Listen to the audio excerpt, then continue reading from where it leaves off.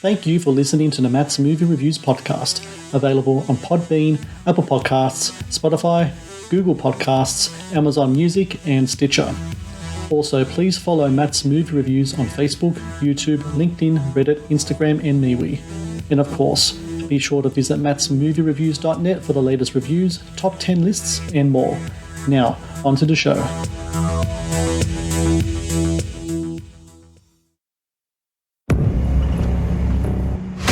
Pharmacy truck I hit the other night on its way to OKC. I'm gonna need you to hop out and open up the back. Whoever it was knew exactly what they were looking for.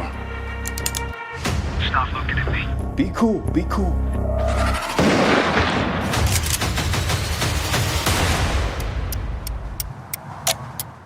So why do you do it? What's in our blood?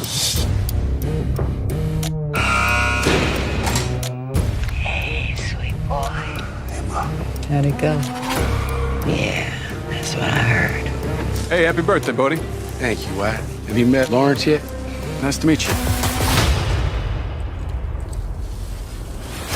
Otto Walker. Doing 25 for murder and conspiracy. Anything major went down, her name always came up. So what's your wife think of this? She knows who she married. I think they really understand how far her reach goes. She wants us clean it up. I'll do it.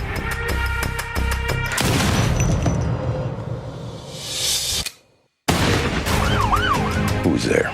Dallas and Wyatt. Won't sent you. Ida Red. Follow me. How much is this job? 10 million. Every month, a group of oil men flies in from the Middle East. They bring back cash, deals they don't report. When we do this, we're done.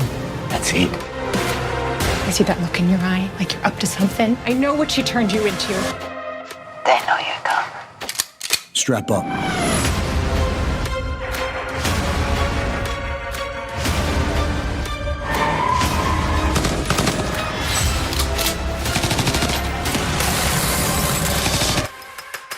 Well, you might have to make some difficult choices.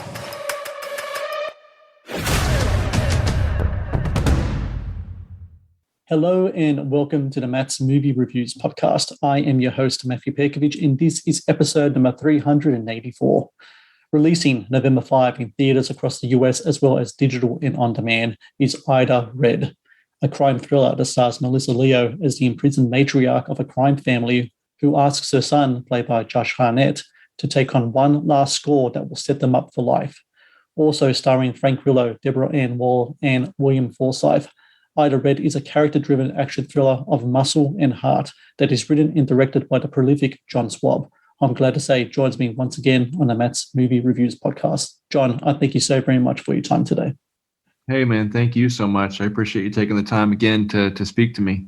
Absolutely. I just said to you before, I'm a big fan of your films. Always look forward to seeing the next John Swab movie. And I was not disappointed whatsoever with Ida Red. One of my favorite movies of the year so far, for sure. And what I love about this film is, what I read is that this movie is kind of like a homage, isn't it, to kind of like your love of the 70s action films, especially the films of Sam Peckinpah. Is that kind of like where you're going for in the making of this movie? Absolutely. I mean,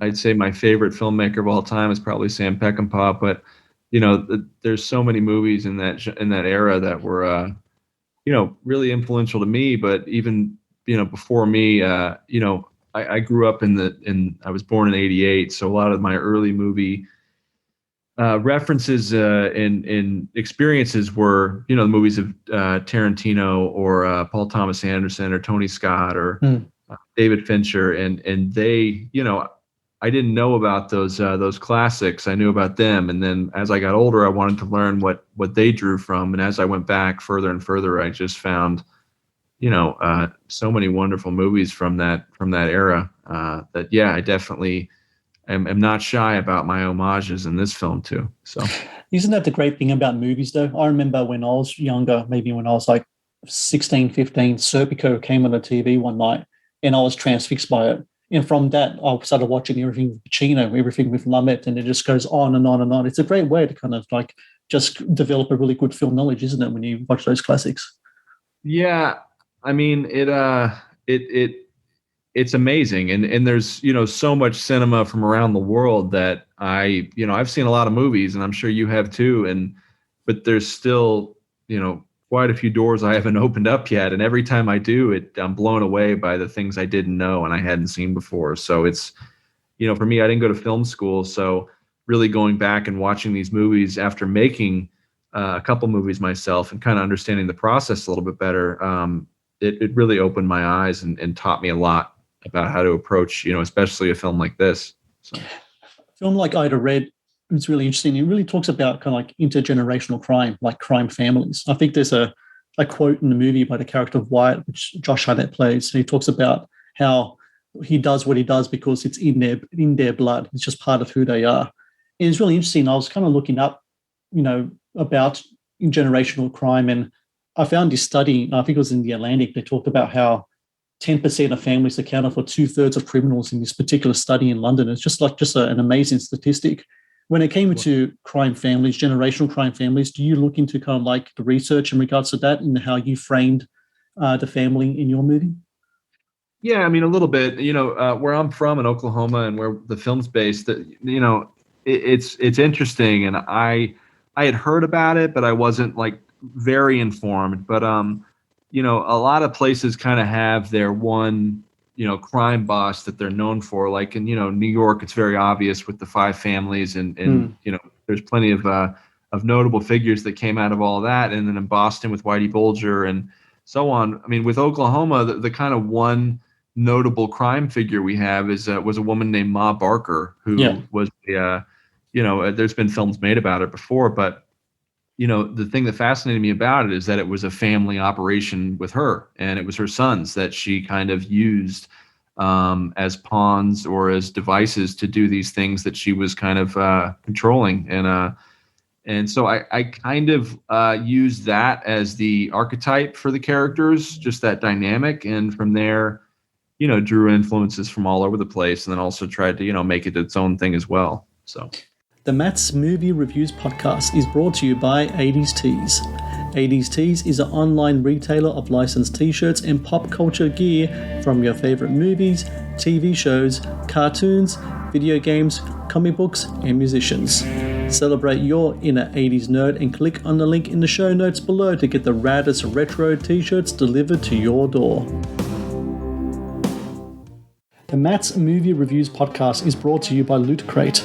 Founded in 2012, Loot Crate is the worldwide leader in fan subscription boxes.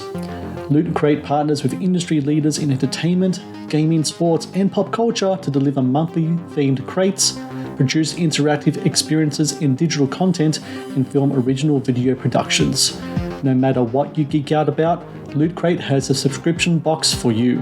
To get your very own exclusive collectibles, apparel, and gear delivered to your door, be sure to click on the link in the show notes below. The Matt's Movie Reviews podcast is also brought to you by Vudu. Watch the latest movies and TV shows anytime, anywhere. No subscriptions, no contract. Enjoy stunning quality in up to 4K ultra high definition at home, and download and watch on your mobile device as well. To rent and buy from over 100,000 titles or watch thousands of movies free with Vudu Movies on us, be sure to click on the link in the show notes below. Now, back to the show.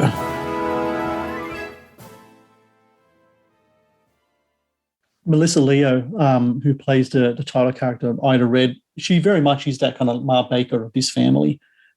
She's terrific in this film, and I remember the last time we spoke, we talked about your relationship with her and how she's kind of like a mentor figure to you and someone you can rely on in a lot of ways. She has a monologue in this film at a parole board hearing, which is just fantastic. I think it's some of the best stuff she's ever done, and she's done some great stuff, right? When you shoot that scene and you watch her act that way, even though you've known Melissa for some time, you've worked with her before, what's your reaction to watching how she did that scene in particular? Because I thought it was just fantastic. Well, I appreciate you saying that, and I remember the moment, when I was watching that take, and I mean, it's always amazing to me when anybody shows up and says my words on camera, and takes part in helping me make a movie that I wrote, and helping Jeremy and I get this thing done. But when somebody like that, like Melissa, delivers a monologue like that, I don't really, there's no real word for me to describe how it makes me feel. I remember that monologue, and I remember being on the dolly and being pushed in, and I wasn't even watching the monitor. I was just watching her. I started out watching the monitor, and then slowly my eyes drifted up, and I was just looking at her. And I think it's about 3.5 minutes long. And I remember walking over to Jeremy, who's my producer and one of my closest friends in the world, and he and I both were like, didn't even have words. We were like, that's why she is, arguably one of the greatest actors alive, because, there's very few people that can sustain that amount of emotion and energy and take you on a journey in one take like that. I mean, sitting in a chair, not using your hands, only using what you can emote emotionally. And I think that's certainly probably the most powerful moment in the movie. And, I don't know if it's her best acting ever, because she's done some really, really strong stuff and some amazing work. But, I had no doubt at how much power she possesses as a human being and as an actor when I was watching her deliver that monologue. So it was really special, and honestly something that I've only experienced maybe once or twice in my life, working on a movie set and directing, and that was pretty amazing. Another scene in that movie, which I absolutely loved, features another frequent collaborator of yours, Frank Grillo. He plays a character named Dallas, who's kind of like the uncle figure to Josh Hartnett's character, kind of like just crazy, kind of like wild card kind of guy. There's a scene where he's doing a hit, and in the middle of the hit, he does like a bit of a improvisational dance number and to the song Promises, Promises by Naked Eyes. And I know that because the song was stuck in my head after I watched the film and I had to look it up. How did that kind of come about? Is that something that you script? Do you know what song you want to use? Do you know what you want Frank to do at that moment? Or is that something where the time was right and maybe it's just time to do a little something creative at that moment? Yeah, I mean, that scene is, I think one of the takeaways of the movie, for good reason. But it wasn't in the script, but while we were shooting, I rewatched a 70s movie, one of my favorite movies, Electric Glide in Blue, and Robert Blake does a dance in this cowboy hat in his house alone, and it's really kind of weird and disturbing and funny. And I thought about it as we were driving to set that day, and I said to Jeremy, I said, I have this idea for Frank to dance before he, kills Jay's girlfriend. What do you think about that? And he was like, oh man, that's a great idea. What song? And I said, I don't know, something. We got to find something, and it's got to be something ironic. And Jeremy's he's a wizard and a savant when it comes to music cues, and especially ones of the 80s. And he dug up a few options, and one of them was Promises, Promises. And we just thought it was the funniest thing ever. And so he went out and cleared it that day. And then, we told Frank the idea. He loved it. And, we said action. I didn't know what Frank was going to do. He just did that. And, and I knew he was going to dance. I didn't know what the dance was going to look like. And, I had so much fun with it. I made him do it, I think 11 times, even though we didn't need 11 takes, but it's certainly something I'm really proud of, and was one of those moments in the movie that, you just felt like you were witnessing something that was special and different. So, and it's so cool because Frank's been in like 8 or 9 movies this year alone. It's so cool to kind of see him do something like that, because all these performances are different, but to see kind of like that distinction in that role is just so fantastic. And it's really interesting as well, just in regards to a movie like Ida Red, these characters, by all means, criminals, killers. There's a great scene in the movie where there's a thunderous gun battle between the criminals and the police, and yeah, at the end of it, you root for these people, you root for the bad guy. A lot of it comes down to just the great writing and great performances in your movie, especially.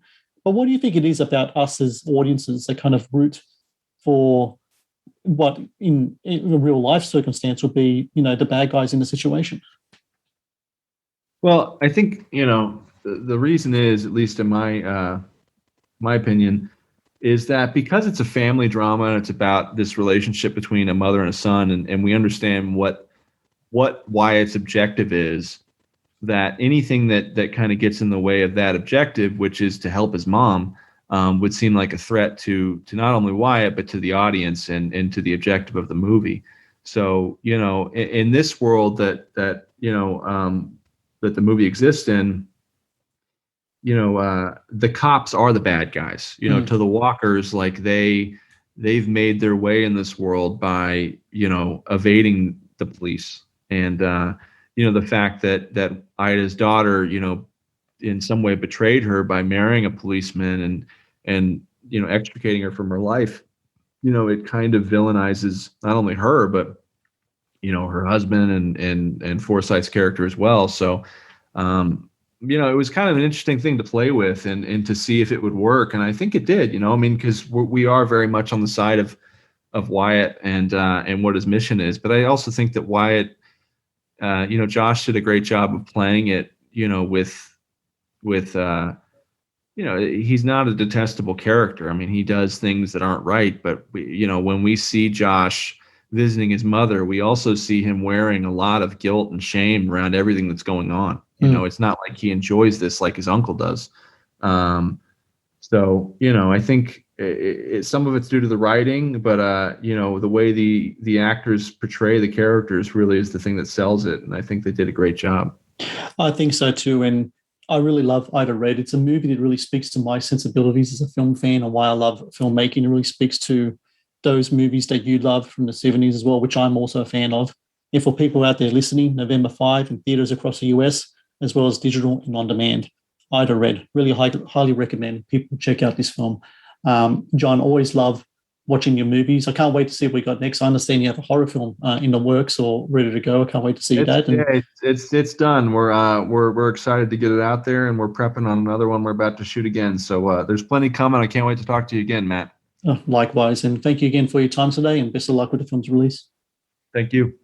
Thank you for watching the Matt's Movie Reviews channel. Please subscribe for more reviews, podcast interviews, and exclusive content. Also, if you would like to request a review and support my work, please join my Patreon via the link in the description below.